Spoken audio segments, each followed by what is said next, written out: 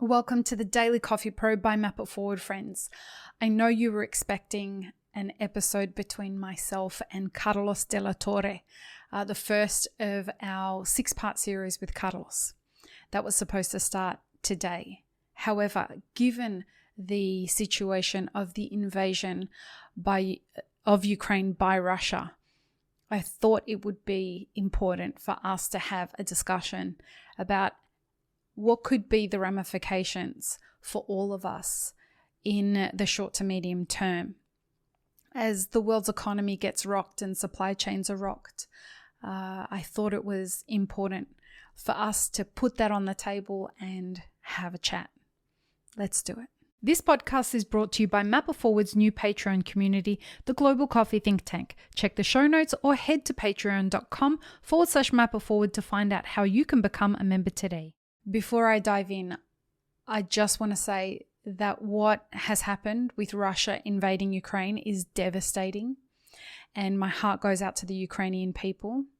We are all going to feel the ripple effects of this war, but none of us are going to feel it like the Ukrainian people are going to feel it. And so my heart goes out to them and anyone that's directly affected. In this episode, we are going to talk about 8 very specific things that I think that we should all be focusing on in the coffee industry. And these are ways that I believe we could feel as a direct impact of this war.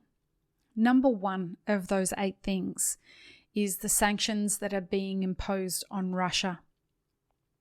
Now, one might think that sanctions being imposed on Russia shouldn't affect those of us who are not allies of Russia. However, Russia is a very mineral-rich mining country. And as you'll hear in a future episode of this podcast with agronomist Jonas Fijariso, coffee producers get a lot of their inputs, fertilizers and phosphorus, etc., from Russia, directly from Russia. Now, the sanctions that are being placed on Russia are also being enforced on people or businesses around the world who are being told they're not allowed to do business with Russia. And so if coffee producers are not able to source the minerals that are required, the fertilizers that are required to carry out coffee producing, what that means is that there could be a number of ramifications. Either it gets more expensive, or they can't actually produce the crops that they want to produce and yield goes down.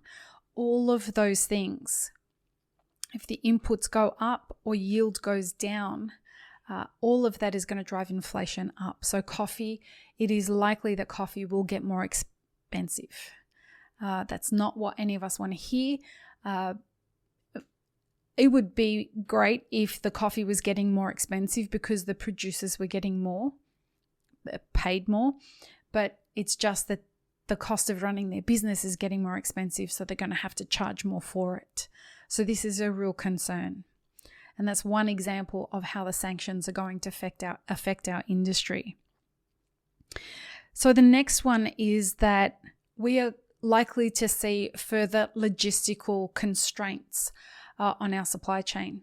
So that means all of the packaging, all of the coffee supplies, because of the geopolitical issues that are going on, we are likely to see that there is going to be heightened security measures at ports as this war escalates, and there is likely to be greater supply chain delays.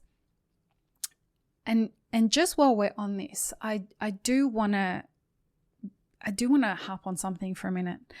I recently saw that the numbers are coming out that the ships that are at ports, particularly the example that I have been seeing people use is that the ports at Long Beach, which is one of the busiest ports in the world, that the shipping issues that are there, i.e. the ships waiting off the port, has significantly decreased. Folks, this is the point where I want to say to you, please scrutinize the data that you're looking at. What they've done at Long Beach is that they have told the ships that they have to anchor 100 miles or a specific distance away from the port so that they no longer have to be considered docking at the port waiting to be received into the port so that they can fudge the numbers. So scrutinize the data, go look to see if what you're hearing is correct. The reason this is going to be important is because that has flow-on effects for your business.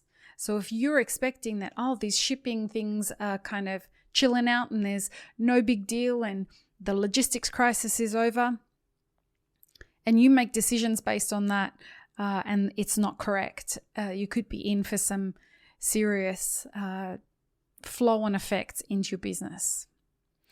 So the third way that this could seriously affect our businesses and the lives of our employees is with inflation. Now, with the sanctions that are happening in Russia, with the supply and demand of commodities around the world, particularly energy, and we're going to talk about energy in a second, but this is pushing the energy crisis to the brink. As you have no doubt heard by now, if you didn't know previously, Russia is one of the leading producers of oil into Europe. And because of what's going on, the sanctions are meaning that countries who are so significantly dependent on oil from Russia are trying to cut themselves off from that, which is going to have ramifications for the burden that they place on all other kinds of energy. An example of that is natural gas. Before this happened, the price of natural gas was going up and there was a shortage, and there continues to be a shortage. If you take your dependency on crude oil and you transfer that over to natural gas, that makes a difficult situation worse. So the ramifications of that is that it pushes the price of that commodity up. Now, the same thing is going to happen with coffee. As we spoke about the inputs getting more expensive for coffee producers, it's going to end up pushing the price of coffee up as well. The logistical issues are going to push prices of packaging and of all the goods that you need for your business. It's going to push it all up. Now, these are going to have other huge ramifications. And one of the other impacts from an economic perspective is that as we get deeper into the inflationary cycle, two things could happen. Well, three things could happen: that we no longer have such severe inflation is the first. The second, we end up in hyperinflation, which means that governments have lost control of inflation. And you may have heard in the news a lot of talk about increasing interest rates to put a cap on inflation. It's going to be interesting to see if that continues to go ahead or not. But the third thing that could happen is what's called stagflation. Stagflation is when we have two things come together: inflation, which we know what that is, but also stagnation. Now, what that means is as the price of things goes up, the growth rate of GDP, which is like what's the total revenue of a country, what's its productivity. So if that slows down and stagnates while inflation continues to go up, it's a very precarious situation. And so people are talking now about, are we going to end up as a global economy, are we going to end up in stagflation, or are we going to end up in hyperinflation? Because every economy is going to hurt from what's going on when they can't get access to the commodities that they need from this. So inflation and stagflation are number 3. Number 4, market volatility and currencies. So we are seeing very interesting market volatility on the stock market and on the commodities market. Before this happened, and I've been going on about it for a number of months now, and I'm sure you're all sick of me saying that 2022, I definitely expect that there's going to be some sort of a market correction that's going to make a lot of people hurt. Is this war the thing that's going to bring down the house of cards? Well, we would expect that it could do that. However, ain't nothing like a war to help a country increase its GDP by selling weapons. So, there are those of us who are not quite conspiracy theories, but, kind of looked at our watches and went right on time with all of this.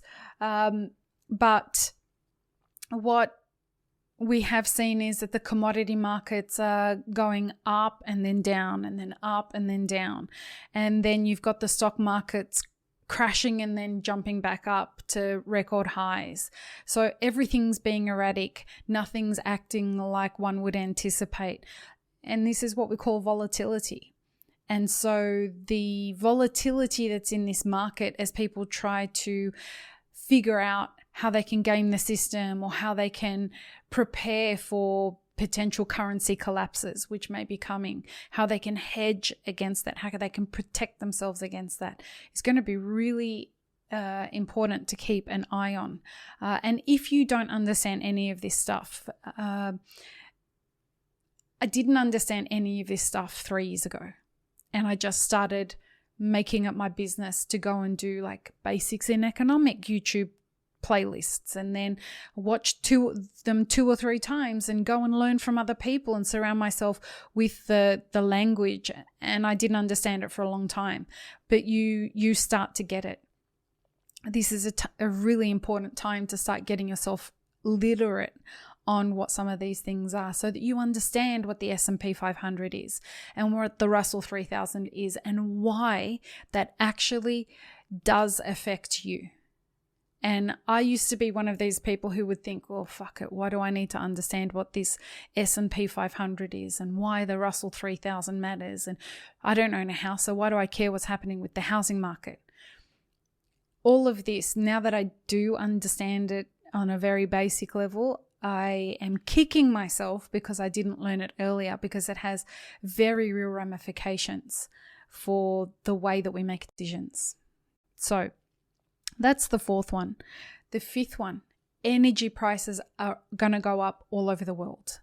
And the reason for this is because our addiction to crude oil and to natural gas and to fossil fuels and the vulnerability when it's taken away is really coming to light. And so depending on the country that you're living in, depending whether you have access to your own natural resources as a nation, is going to determine how much that energy goes up by. But it's going to happen for all of us. Now, for those of you who run roasters, imagine what kind of squeeze that's going to put on your business. For those who run heavy equipment, for those who have delivery services, energy comes in the form of gasoline, as well as in the form of electricity, as well as in the form of natural gas that you're going to be using to run your roasting machines. So all of this is going to have ramifications. Number 6. I have spoken about this on the podcast a couple of times and people don't seem to care, but no, I really want you to care now. Number 6 is cyber attacks. Russia has been practicing for a long time in how to get ready for this war. And I think we should all be very cognizant of our vulnerabilities when it comes to our dependency on energy and the internet. If the power grid goes down, that is one way of attacking a nation from a cyber perspective. If internet providers are brought down, that is also a cyber attack. If your payment systems are infiltrated and brought down or wiped, your data is completely wiped or just generally messed with. If your customers' information is exposed, there are so many different versions of how this works. You could be held to ransom. You could be completely wiped off the grid. Your accounting systems could be completely taken out. If you drive an electric car, there could be an attack from that perspective. Who knows? Putin has been planning for this for a long time. And so cybersecurity is incredibly important. We have been preparing our clients at Map It Forward for a couple of months now about this. And I'll share with you how we've been preparing them from a cyber perspective. Make sure that if you use everything digitally, back it up, have it on a hard drive, back it up at the end of every day, back it and have it separate from your system so that you back it up on a hard drive, which is not connected to the internet. Have it disconnected, keep it in a cupboard, plug it in the next day, back it up again, keep it away from the internet. Don't keep it connected. The other thing is have a backup system that is analog so that if you need to continue to trade, know how you and your team will handle that and how you will get product out to your customer, whether they come in and visit you at the cafe or you have to send the product to them. This is something that's going to take some work because if there is an attack, they may attack Square, they may attack PayPal, they may attack all of those payment systems that you use to take online orders. How are you using your phone? What's the backup system if your phone is brought down? Do you have enough cash on hand if the banking systems are brought down? Just some things to think about. The seventh way that this could affect our industry is that the physical conflict could expand beyond Russia and Ukraine. Now, is this going to become a world war? Who can know such things? It is important for you to think about the potential based on your proximity to the region, and also how is your nation that you are living in engaging with this conflict, and what is the likelihood that you could become a target either from a cyber perspective or from a physical warfare perspective. All of these things that I'm talking about are not meant to provoke fear. They are meant to provoke curiosity and preparedness and a sense of understanding that what's happening, it doesn't exclude any of us. I find what's happening very concerning, particularly as you had this flex at the Winter Olympics where Putin was standing right next to Xi Jinping. It was a flex. And so a conflict where China and Russia are allies, if you're not up on geopolitical issues, this is not a good thing. It is not a good thing for very many countries at all other than Russia and China. So this may sound like it's fear-inducing, but it's not. It is just intended to get you to consider paying attention and considering these 8 things. And the final of the 8 is your own mental health and the mental health of the people that work for you or work with you or you work for, your colleagues in the industry. I have been harping on for months about, well, probably years by this point, about mental health and taking care of yourself and having a focused practice that is about you, that is checking in with how you are feeling, what the reality of your situation is. I am not a fan of being overly optimistic about anything. I am also not a fan of being pessimistic about anything. I'm a fan of being a realist. And this list of 8 things, if you can consider it and do an audit of how these 8 things will affect your life, will go a long way to helping you find a sense of peace of mind, as much as you can have anyway. Make sure that you continue to be healthy. If you're not a healthy person, this is the time to focus on creating a healthier life that means less drama, less chaos, and more order, more peace of mind.